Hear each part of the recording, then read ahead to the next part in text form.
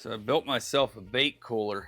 This is a 9-quart Coleman for 20 bucks on Amazon. And then I've got a $20 lithium rechargeable pump. All I did was take a drill bit and drill a hole in the top of the cooler. There's some holes here from the molding process, so I just went through one of those. And then I've got my tubing that comes down into it. This pump, hold it to turn it on, and then double tap to turn it off. It says it runs 30 hours. We're gonna test it. So I'm gonna get some bait for us to fish with. We're gonna put it in here. We're gonna see how it makes it through the day. And then we're gonna bring whatever's not dead home or whatever we haven't used. We're just gonna let it sit in this cooler.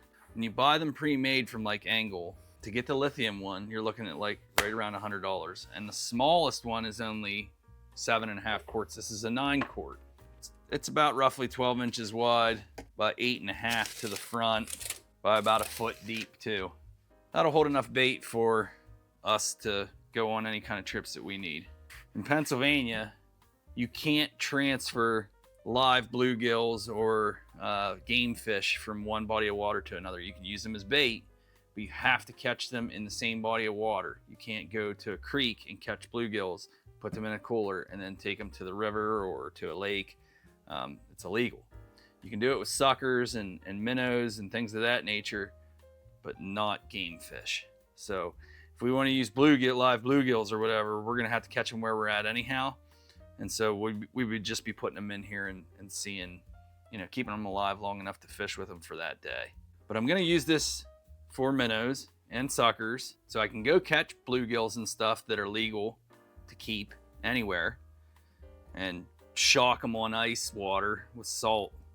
And if I do it, I'll do it in here as well, and then I'll bring them home and I'll vacuum seal them. But my main goal for this is to be able to transport bait in the boat or on the bank or in a kayak canoe.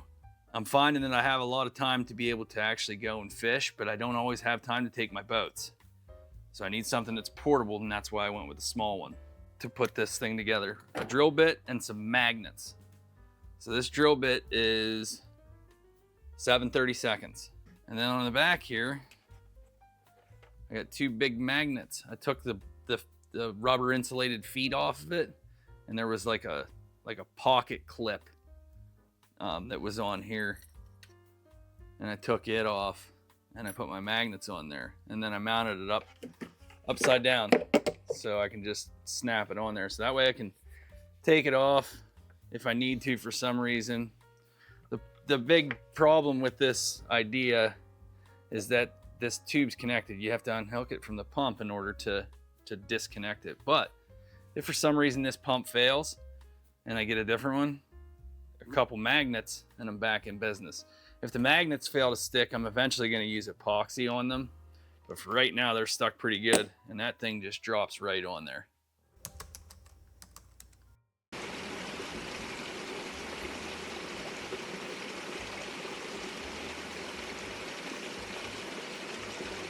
I want to give this bait the best possible chance that it has. So I'm going to get some water out of this spring that feeds this trout stream.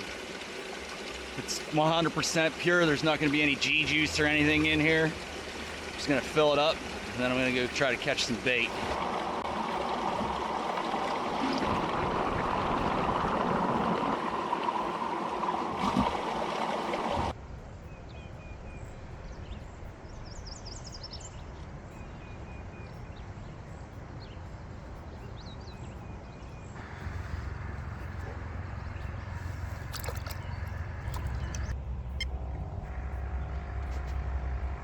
I got a half a dozen creek chubs here behind me. Took me a little while. I'm gonna try to probably stop a couple more places and see if I can get a few more, but this will at least get me started fishing tonight. And then maybe I can get some bluegills or something wherever we're at to try to use them as well and throw them in the tank here. These are some pretty decent sized creek chubs though. I want to talk about an accidental catch. This rainbow's about, I don't know, it's got to be 16 inches.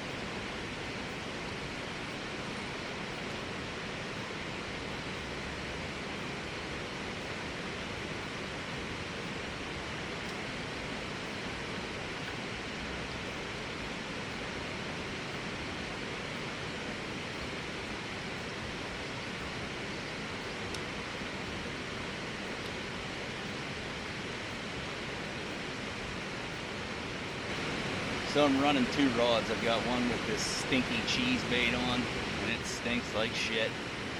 And then I've got some creek chub, big creek chubs. Thought I was getting a bite a while ago, and I brought my rod in and didn't have a bait, so maybe I did. But he never took the clicker. All right, well, did some fishing, but I think I'm gonna wrap up this bait cooler video. It actually performed pretty good. One thing is it's not 100% watertight. When it was in my truck, sliding around a little bit in the back or going over rough roads, a little bit of water did come out, not a ton. But I started this pump at like 9:30 this morning and started putting these big chubs in here, and they're still in here cranking pretty good. The bubbler's still going. You can see that clear water that I put in from the spring, they made an absolute mess. They pooped all through there. Hear the train? This is kind of a neat spot, right? Had a couple bites on for catfish, but I'm ready to go home. And I don't really want to take these guys with me, especially with how dirty they are. So I'm gonna let them go. And I'm definitely gonna put this thing to use all summer. For 40 bucks, I can't complain at all. It's still cranking. No sign of giving up. Got like 10 hours out of it already. That's probably more than I'll ever need. Unless I'm in a kayak trip or a canoe trip or something like that. But then again, I'd probably just catch live ones right on the river or the lake and then put them in there and not try to keep them for days on end. Without a filtration system, I don't think this would work real well for keeping them on end for days because of how dirty they are. You could probably change the water and make it work. You could probably keep them overnight, no problem, but I'm not gonna be able to fish again for a couple days, so I'm not gonna push it. If you liked it, you wanna see all kinds of random outdoor stuff, that's the kind of guy I am. I don't just fish or hunt or ride side-by-sides, I do a little bit of everything. So that's what this channel's about. If that's something you're interested in, drop a subscribe. If you like the video, drop me a like. If you got a better idea on a cooler, you wanna tell everybody that watches this video about it, let a comment, I don't care. I'll catch you later.